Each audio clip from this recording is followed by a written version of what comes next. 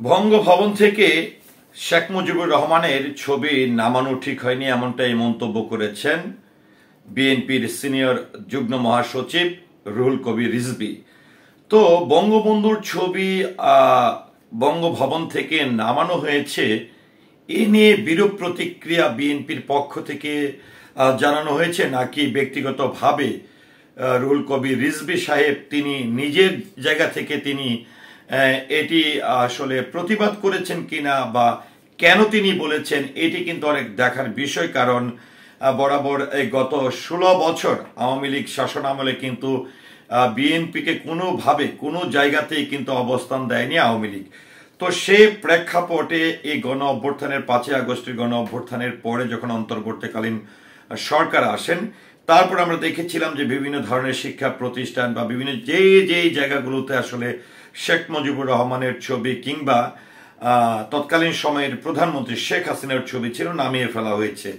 তো এই প্রায় 3 মাস পরে এসে কিন্তু বঙ্গভবন থেকে শেখ মুজিবুরের ছবিটি কিন্তু নামিয়ে ফেলা হয়েছে। ঠিক এই বঙ্গবন্ধুর ছবিটি নামানোর পরে কিন্তু যিনি বিএনপির যুগ্ম মহাসচিব রুহুল কবির রিজভী মহোদয় তিনি কিন্তু এই মন্তব্যটি করেছেন।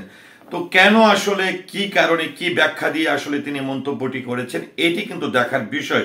সেটি কি আসলে সত্যিই তিনি প্রতিবাদ করেছেন নাকি অন্য কোনো ব্যাখ্যা দেখিয়েছেন, সেই বিষয়টি কিন্তু একটু দেখতে হয়। তো এই মুহূর্তে আমার হাতে আছে দৈনিক যুগান্তর পত্রিকা, যেখানে আসলে এই সংবাদটি ছাপা হয়েছে 12 নভেম্বর 2024, যেখানে তারা হেডলাইন লিখেছেন বঙ্গভবন থেকে শেখ মুজিবুর রহমানের ছবি নামানো উচিত হয়নি রিজভী।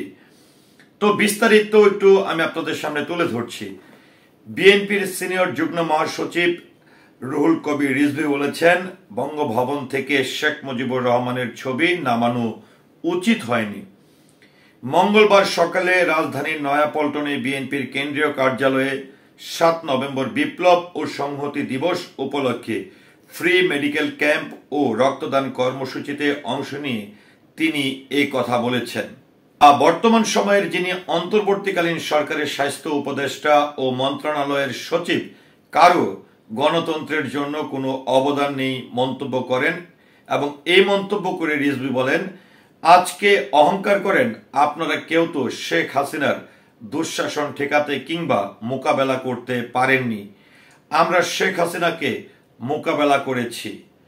রিজভী বলেন, বৈষম্য বিরোধী ছাত্র আন্দোলনে অনেক ছাত্র গুলিবিদ্ধ হয়েছে, মারা গেছে, চিকিৎসকেরা রাতের পর রাত জেগে চিকিৎসা করেছে, ময়না তদন্ত করেছে, আমরা হাসপাতালে ঘুরে ঘুরে তাদের দেখতে গিয়েছি।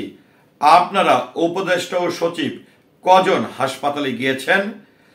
আর আজকে অহংকার করেন, কথা বলতে চান না, আমরা আপনাদের চিনে রাখছি, আপনারা কারা?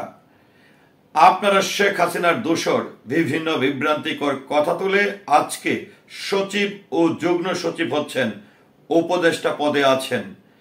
তিনি আরো বলেন, শেখ মুজিবুর রহমান বাকশাল কায়েম করেছেন স্বাধীনতার পরে, সব দল নিষিদ্ধ করেছেন, গণতন্ত্র হত্যা হয়েছে তার হাত ধরেই।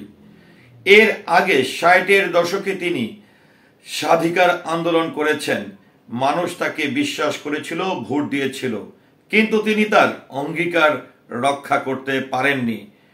আমাদের স্বাধিকার আন্দোলনে তার ভূমিকা রয়েছে, কিন্তু স্বাধীনতার যুদ্ধে তার কোনো ভূমিকা নেই। স্বাধীনতার যুদ্ধের ঘোষণা দিয়েছেন একজন অধম সৈনিক জিয়াউর রহমান।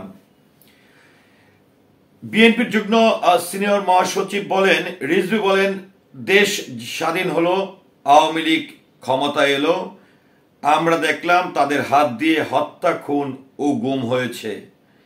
1975 সালের 15ই আগস্ট খন্দকার মুস্তাক বঙ্গভবন থেকে শেখ মুজিবুরের ছবি নামিয়েছিলেন উল্লেখ করে রিজভী বলেন, 7 নভেম্বর সিপাহী বিপ্লবের পর জিয়াউর রহমান রাষ্ট্রপতি হওয়ার পর আবার বঙ্গভবনে শেখ মুজিবুরের ছবি পূরণ করেন।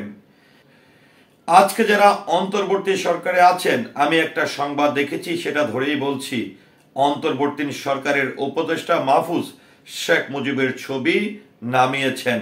এতদিন বলেছেন, ঠিক আছে, কিন্তু সবকিছু তো এরকম হয় না। আমি মনে করি শেখ মুজিবুর রহমানের ছবি নামিয়ে ফেলাটা ঠিক হয়নি। আমরা আওয়ামী লীগের মতন সংকীর্ণ নই, উল্লেখ করে রিজভী বলেন, এই জন্যই বলছি শেখ মুজিবুরের ছবি নামিয়ে ফেলা ঠিক হয়নি। তিনি আরো বলেন, খন্দকার মুস্তাক ছবি নামিয়েছে, জিয়াউর রহমান তুলেছেন, ইতিহাস বিচার করবেন। সেই বিচারের ভাগ জনগণের। আমাদের জাতীয় জীবনে যার যতটুকু অবদান সেটা স্বীকার করতে হবে। ছাত্র জনতার গণ অভ্যুত্থানের মুখে গত 5 আগস্ট ক্ষমতাচ্যুত হয়েছেন শেখ হাসিনা ও আওয়ামী লীগ সরকার। এরপর দেশের দায়িত্ব নিয়েছেন অন্তর্বর্তীকালীন সরকার। কিন্তু সরকার পতনের 3 মাস পেরিয়ে গেলেও বঙ্গভবন থেকে সরানো হয় নাই শেখ মুজিবুর রহমানের ছবি। এ নিয়ে ব্যাপক সমালোচনা চলছে অনেকদিন আগে থেকেই। এবার শেখ মুজিবুরের সেই ছবি সরিয়ে ফেলেছেন অন্তর্বর্তীকালীন সরকারের সদ্য নিয়োগ পাওয়া উপদেষ্টা মাহফুজ আলম। গতকাল তিনি সহ 3 জন নতুন উপদেষ্টা শপথ নিয়েছেন। এর আগে প্রধান উপদেষ্টা ডক্টর মোহাম্মদ ইউনূসের বিশেষ সহকারী হিসাবে দায়িত্ব পালন করেছিলেন তিনি। অন্তর্বর্তী সরকারের উপদেষ্টা হিসাবে শপথ গ্রহণের পর দিনই শেখ মুজিবুরের ছবি বঙ্গভবন থেকে সরিয়ে ফেলেছেন তিনি। কেন এই ছবি সরিয়েছেন তারা ব্যাখ্যাও তিনি সামাজিক যোগাযোগ মাধ্যমে এক পোস্টে তুলে ধরেছেন। মাহফুজ তার পোস্টে লিখেছেন, দরবার হল থেকে শেখ মুজিবুর রহমানের পোস্ট 1971 ফেস্টিসের ছবি সরানো হয়েছে। এটা আমাদের জন্য লজ্জার যে আমরা 5 আগস্টের পর বঙ্গভবন থেকে তার ছবি সরাতে পারিনি, যার জন্য ক্ষমা প্রার্থী। কিন্তু মানুষের মধ্যে জুলাইয়ের চেতনা বেঁচে থাকা পর্যন্ত তাকে কোথাও দেখা যাবে না।